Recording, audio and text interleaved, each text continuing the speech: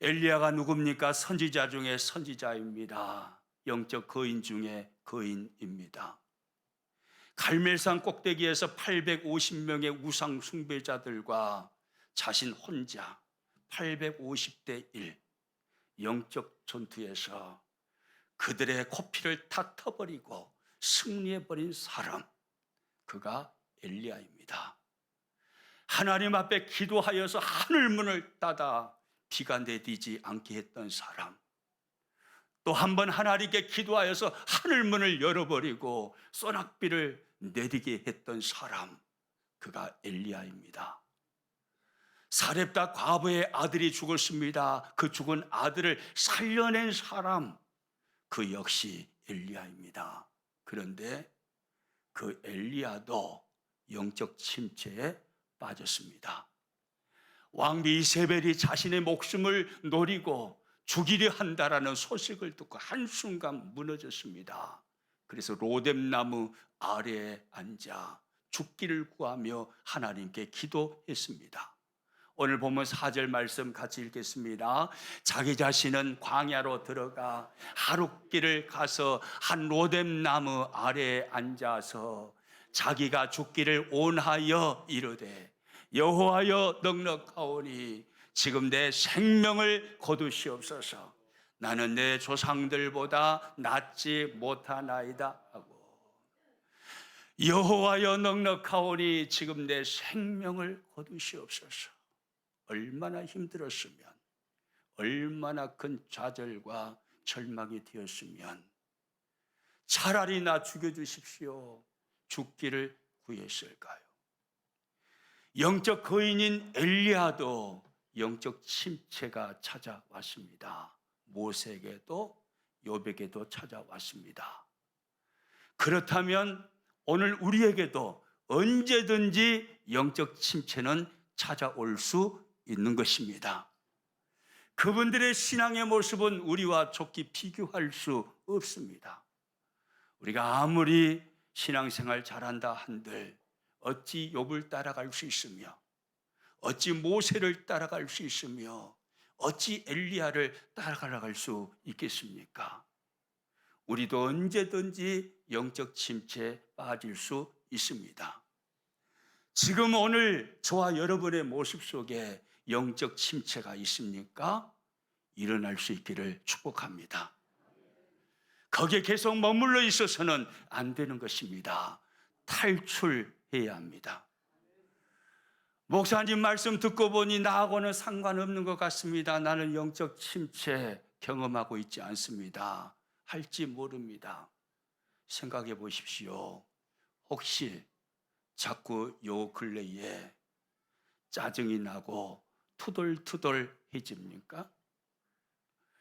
왠지 교회 오는 것이 부담스럽고, 왠지 미지근해지고, 왠지 성경 읽기가 싫어지고, 찬송하는 삶이 점점 멀어지고, 왠지 신앙생활 하는 것이 부담스럽습니까?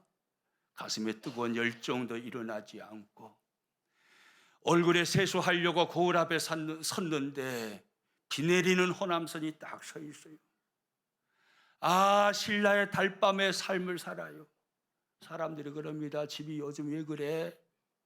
엊그제만 해도 쨍하고 해뜰 날이더만 오늘은 어째 신라의 달밤이네? 어찌 그려? 뭔 일 있어? 누가 그런다면 지금 심각한 영적 침체의 터널을 지나고 있는 것입니다. 탈출해야 합니다. 아멘입니까? 탈출해야 합니다. 우리의 인생은 종말론적인 인생입니다. 돌아오는 것이 없습니다. 직선이에요. 개인의 죽음의 종말을 향해서 우리는 직선으로 나아가고 있는 것입니다. 언제 그 끝지점에 이를지 모릅니다. 그 끝지점에 이르면 하나님이 어느 날 갑자기 부르실 것입니다. 그리고 우리 안에 있는 믿음을 확인하시고 천국으로 인도해 가실 것입니다. 이 땅에서 삶은 그 끝지점을 향해서 종말론적인 인생관, 직선을 향해서 나아가고 있는 것입니다. 오늘도 우리는 죽음의 한 걸음 더 가까이 한 발짝 나아가고 있습니다. 그렇다면 언제 하나님이 부르실지 모르는 인생을 살면서 깊은 영적 침체에 빠져서 날마다 비 내리는 호남선으로 살고 아실라의 달밤으로 살고 사람들에게 부담을 주고 기쁨을 주고 행복을 주고 즐거움을 줘야 되는데 내가 그 공간에 들어가기만 하면 나 때문에 부담스러워하고 나 때문에 분위기가 깨어지고 나 때문에 사람들이 마음이 상하고 그리진다면 심각한 문제죠. 우리는 영적 침체에서 탈출해야 합니다. 할렐루야. 우리 옆 사람 서로 이렇게 이야기합니다. 우리 영적 침체에서 탈출하십시다. 아멘입니까? 그러면 어떻게 하면 영적 침체에서 탈출할 수 있습니까? 우리는 지난 주일 앞 시간에 참으로 중요한 한 가지 비결을 나누었습니다. 우리 화면 보고 같이 한번 읽겠습니다. 하나님을 바라보아야 합니다. 영적 침체에서 탈출하는 중요한 비결 첫 번째, 하나님을 바라보아야 합니다. 오늘 본문에 등장하는 주인공 엘리야가 왜 그렇게 강력한 믿음의 사람이었고 누구도 따라갈 수 없었던 영적 거인이었는데 왜 한순간 무너져 버렸습니까? 이유가 뭡니까? 한순간 하나님을 그의 시선에서 놓친 것입니다. 형편을 바라본 것입니다. 오늘 보면 3절 말씀 같이 읽습니다. 그가 이 형편을 보고 일어나 자기의 생명을 위해 도망하여 유다에 속한 브엘세바에 이르러 자기의 사환을 그곳에 머물게 하고 그가 이 형편을 보고 그가 만난 형편을 본 것입니다. 이세벨 왕비가 자기가 섬기고 있었던 바알 선지자들을 엘리야가 다 죽여버렸다라는 소식을 듣고 복수의 일을 갈면서 내가 반드시 엘리야를 처단하리라, 엘리야를 반드시 죽이리라, 그렇게 결심했다라는 소식을 듣고 그 형편을 듣고 그 형편 묵상하다가 하나님을 보는 눈을 감아버린 겁니다. 그 순간 엘리야는 무너졌습니다. 그 순간 영적 침체에 빠져들었습니다. 여러분, 누구나 마찬가지입니다. 하나님을 바라보는 눈을 한순간 감아버리면, 그리고 형편을 묵상하기를 시작하면 누구든지 엘리야처럼 무너지는 것입니다. 하나님을 바라봐야 합니다. 하나님을 여러분은 두 눈 부릅뜨고 바라보고 계십니까? 아니면 지그시 눈을 반쯤만 뜨고 바라보고 계십니까? 두 눈을 크게 뜨고 하나님을 바라보시기를 축복합니다. 아멘이시죠? 엘리야는요, 이 본문에 오기까지 하나님을 바라보았습니다. 한번 생각해 보시오. 갈멜산 영적 전투에서 850대 1로 싸웁니다. 850명 우상 숭배하는 거짓 선지자들, 그들만이 엘리야의 대적자가 아닙니다. 850명도 엘리야의 대적자고, 그리고 아방도 엘리야의 대적자고, 그리고 그곳에 모여 있었던 모든 이스라엘 백성들이 엘리야를 대적했습니다. 혼자였습니다. 만약에 엘리야가 그 갈멜산 꼭대기에서 하나님을 바라보지 않고 그 형편을 바라보았다면 엘리야는 기가 죽어서 절대로 그 싸움을 싸우지 못했을 것입니다. 그러나 엘리야는 하나님을 바라본 것입니다. 하나님을 바라보고 있으니 형편이 아무리 무너져 있어도 하나님을 바라보았더니 용기 100배, 되는 것입니다. 하나님이면 된다. 하나님이 역사하면 이길 수 있다. 내 하나님은 살아계신 하나님이다. 하나님이 일하실 것이다. 하나님을 바라보았더니 그 모든 상황을 승리했습니다. 그런데 그 엘리야가 한순간 하나님을 보는 눈을 감아버린 거예요. 형편을 묵상했습니다. 형편이 한없이 커 보였습니다. 하나님은 작게 보입니다. 그때 엘리야는 무너진 것입니다. 저와 여러분, 하나님을 바라볼 수 있기를 축복합니다. 사람들이 다 여러분을 대적하여도, 왼수들만 사방에 여러분을 포진하여서 잡아먹으려고 입을 벌리고 찾아와도 하나님만 바라보십시오. 그러면 이깁니다. 할렐루야. 병원에서 고칠 수 없다고 해도 하나님만 바라보십시오. 하나님은 전능하신 하나님이십니다. 능치 못함이 없으신 하나님이에요. 인생의 생사화복은 의사의 손에 있는 게 아니라, 약품에 있는 게 아니라 하나님께 있습니다. 그분 바라보시면 그분이 역사하시고 일하시는 것입니다. 영적 침체 탈출의 첫 번째 비결은 하나님을 바라보는 것입니다. 오늘은 두 번째, 세 번째 비결을 같이 또 이어서 나눌까 합니다. 어떻게 하면 영적 침체에서 탈출할 수 있을까요? 두 번째 비결, 본문에서 볼 수 있는 비결을 같이 읽습니다. 육체의 필요를 채워줘야 합니다. 육체의 필요를 채워줘야 합니다. 엘리야가 영적 침체에 빠진 것은요, 육체의 피곤 때문이에요. 파김치가 되어 있는 것입니다. 하나님의 선지자로 부르심을 받아서 쉼없이 엘리야는 뜁니다. 뛰고 또 뜁니다.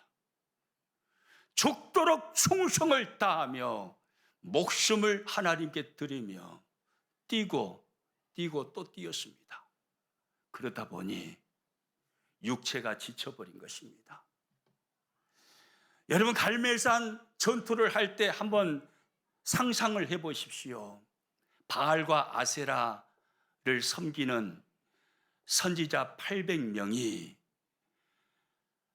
자신의 신이 불을 내려주기를 소망하면서 아침부터 저녁 소재 드릴 때까지 그 자리에서 뛰면서 칼로 창으로 자신의 몸을 상하면서 난리법석을 다합니다.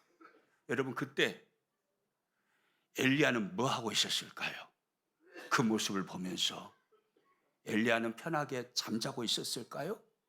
낮잠 잤을까요? 그럴 리가 없잖아요. 그 다음은 자신 순서인데, 저들이 섬기는 신은 가짜니까 하늘에서 불이 내려오지 않을 것은 확실합니다. 그 다음은 난데, 내가 믿는 하나님은 진짜 하나님이시고 살아계신 하나님이시고 이스라엘의 하나님이시고 지금 이곳에서 역사하실 하나님이신 것을 엘리야는 믿고 있습니다. 그분이 불을 내려주실 것을 믿습니다. 그런데 연약한 인간이기에 오메 조금 있다 내가 해야 되는데 하나님이 불 안 내려주면 어찌하실까이. 오메 큰일 났네. 여러분, 그런 걱정 가운데 기도했겠어요? 안 했겠어요? 여러분 같으면 기도하겠습니까? 안 하겠습니까? 당연히 기도하죠. 엘리야는요, 아침부터 저녁 소재 드릴 때까지 우상 숭배 선지자들이 난리법석을 다 떨고 있을 때 분명히 기도했을 것입니다. 죽을 힘을 다해서 기도했을 것입니다. 그리고 영적 전투에서 승리합니다. 그리고 잠시 후에 또 엘리야는 갈멜산 꼭대기에 올라갑니다. 3년 6개월 동안 비 한 방울, 이슬 한 방울 이스라엘 땅에 내리지 않았습니다. 지금 올라가는 것은 하나님, 이 땅에 비를 내려 주시옵소서 기도하기 위해서 올라가는 것입니다. 하나님 앞에 믿음으로 부르짖어 기도했습니다. 한번 기도했더니 하나님이 당장 응답하셔서 곧바로 소낙비 내려주시던가요? 그 현장 다 가보셨죠? 안 왔어요, 안 왔어. 한번 죽을 힘을 다해서 기도했습니다. 무릎 사이에 머리를 박고, 무슨 말이에요? 간절히 기도했다 이 말이에요. 간이 저리도록 간절히 하나님 앞에 땀을 뻘뻘 흘리면서 기도했습니다. 그런데 하나님 응답하지 않으세요. 두 번째 그렇게 기도했습니다. 응답하지 않으세요. 몇 번째까지 기도하던가요? 다 보셨죠? 7번까지 기도해요. 7번째까지 기도했더니 그때서야 비로소 하나님께서 그 넓은 하늘에 손바닥만한 구름 하나 보여주잖아요. 그 구름 한 점 나올 때까지 엘리야는요 죽을 힘을 다해서 기도한 것입니다. 여러분, 기도하는 게 쉽든가요, 어렵든가요? 기도에 도가 터불어가지고 기도가 쉽다라고 생각하시는 분이 계신지 모르겠지만 기도는 아닙니다. 참 어렵습니다. 기도는 큰 노동입니다. 어려운 일입니다. 그래서 기도도 훈련이 필요한 것입니다. 기도는 몹시 힘들어요. 엘리야가 7번 그렇게 간절히 기도할 때 얼마나 지쳤을까요? 그리고 그렇게 기도했는데 하나님이 소낙비를 내려주셨습니다. 너무너무 행복하고 좋습니다. 그래서 엘리야가 띨니다. 뜀박질을 하는데 얼마나 잘 뛰어불고 열심히 뛰어버렸던지 아방이 말이 끄는 그 마차를 타고 산에서 쏜살같이 내려가는데 엘리야가 더 빨리 달려버려요. 얼마나 빨리 달려버렸던지. 먹지 못했습니다. 자지 못했습니다. 그 몸 상태로 그렇게 빨리 달렸습니다. 엘리야 지쳤을까요? 안 지쳤을까요? 엘리야도 사람이지요. 지쳤습니다. 엘리야는요 파김치가 돼버린 거예요. 너무너무 육체적으로 피곤한 것입니다. 그 피곤으로 인해서 엘리야는 한순간에 몸도 너무너무 지쳐 있는데 이세벨 왕비가 자기를 죽인다고 하니까 한순간에 무너져 버린 거예요. 그래서 봐보세요. 오늘 본문을 잘 보시면 하나님께서 엘리야를 치유하시는 그 모습을 보시면 하나님은 엘리야에게 힘을 주십니다. 힘을 주셔요. 오늘 보면 6절과 7절 말씀 같이 읽어봅니다. 본즉 머리맡에 숯불에 구운 떡과 한 병 물이 있더라. 이에 먹고 마시고 다시 누웠더니 여호와의 천사가 또다시 와서 어루만지며 이르되 일어나 먹으라. 내가 갈 길을 다 가지 못할까 하노라 하는지라. 하나님께서 천사를 대동하여 찾아오십니다. 그리고 엘리야를 위로하십니다. 엘리야를 어루만지시며 숯불에 구운 떡 그리고 물 한 병을 엘리야에게 주십니다. 지쳐있는 엘리야에게 엘리야야 물 한 모금 하여라. 엘리야야 떡 먹어라. 그리고 나서 뭐 했다고 합니까? 엘리야가 다시 누웠습니다. 푹 잠을 재우신 거예요. 엘리야야 푹 잠자라. 쉬어라. 하나님은요 엘리야에게 힘을 주심으로 깊은 영적 침체에 빠져있는 엘리야를 치유하신 것입니다. 여러분 너무 지쳐 있습니까? 그래서 자꾸 짜증이 납니까? 쉬십시오. 푹 쉬십시오. 푹 주무시고 잘 드시고 잘 싸시고 아무튼 푹 쉬십시오. 쉬고 나면 거뜬해질 것입니다. 하나님은 엘리야에게 힘을 주셨습니다. 힘을 통해서 회복시켜 주셨습니다. 또 어떻게 하면요 영적 침체에서 탈출할 수 있을까요? 세 번째 비결 화면 보고 또 읽어봅니다. 함께 할 수 있는 동역자가 필요합니다. 함께 할 수 있는 동역자가 있어야 돼요. 마음을 내어놓고 어떤 이야기도 받아줄 수 있는 사람, 마음을 털어놓을 수 있는 사람, 함께 웃고 함께 울 수 있는 사람, 그런 동역자가 필요합니다. 그런 동역자가 있으면 영적 침체에 빠져들지 않아요. 엘리야가 왜 영적 침체에 빠져들어 버렸나요? 또 하나의 이유는 나 혼자라고 생각했기 때문이에요. 오늘 보면 10절과 14절에서 말씀하고 있죠. 10절 말씀 같이 읽어봅니다. 그가 대답하되 내가 만군의 하나님 여호와께 열심히 유별하오니 이는 이스라엘 자손이 주의 언약을 버리고 주의 제단을 헐며 칼로 주의 선지자들을 죽였음이오며 오직 나만 남았거늘 그들이 내 생명을 찾아 빼앗으려 하나이다. 오직 나만 남았거늘 나 혼자뿐이다 이 말이에요. 다 하나님 변심했습니다. 다 하나님을 거부합니다. 나 혼자뿐입니다. 엘리야는 그렇게 생각했습니다. 14절도 같은 말씀이 나와요. 빨간 글씨 노란 글씨만 읽어봅니다. 시작. 오직 나만 남았거늘 나 혼자라고 생각한 것입니다. 동역자가 한 사람도 없습니다. 마음을 나눌 사람이 아무도 없습니다. 나 홀로 나 혼자일 뿐입니다. 엘리야는 그렇게 생각했습니다. 그때 무너져 버린 것입니다. 그러나 그것은 엘리야의 착각이었습니다. 아니었습니다. 앞장 열왕기상 18장에 가서 보면요, 이세벨 왕비의 박해 속에서도 오바댜라는 사람이 선지자 100명을 숨겨놓은 말씀이 나옵니다. 열왕기상 18장 4절 말씀 같이 읽어봅니다. 이세벨의 여호와의 선지자들을 멸할 때에 오바댜가 선지자 100명을 가지고 50명씩 굴에 숨기고 떡과 물을 먹였더라.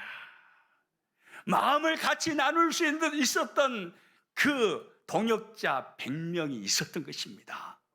그뿐만이 아니에요. 오늘 본문에 와서 보면 하나님은 나 혼자입니다. 주여 나 홀로 남았습니다. 나밖에 없습니다. 라고 투덜거리고 있는 엘리야에게 아니야.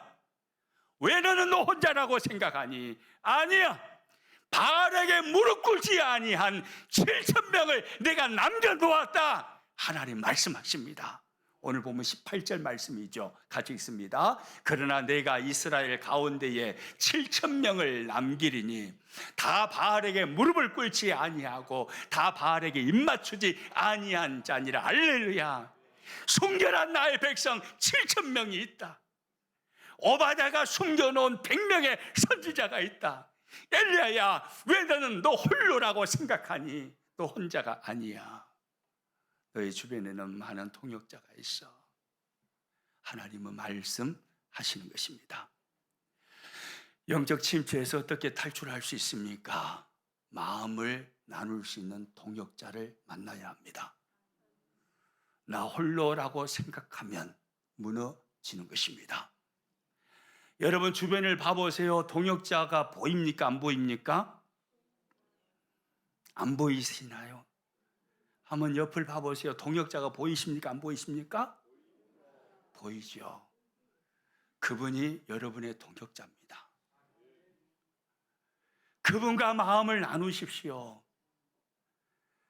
교회 신앙생활 하면서 셀 식구들과 마음을 나누고 또 전도회에서 마음을 나누고 홀로 외톨이가 되려고 하지 마십시오. 방콕 여행 좀 하지 마십시오. 방에 콕 틀어박혀가지고 방콕 뭐하고 있어? 나 방콕 하고 있어. 방콕 여행하지 말고 베트남 여행하세요. 베트남 여행 겁나게 좋더라고요. 방콕 여행하지 마세요. 나 방에 콕 들어박혀 있어. 그러면 우울해지는 것입니다. 그러면 영적 침체에 빠져드는 것입니다. 교회 나오십시오. 얼마나 좋아요. 카페 있잖아요. 날마다 24시간 오픈해 있잖아요. 언제든지 우울해지면 나오십시오. 왜 나는 홀로인가 생각되거든 나오십시오.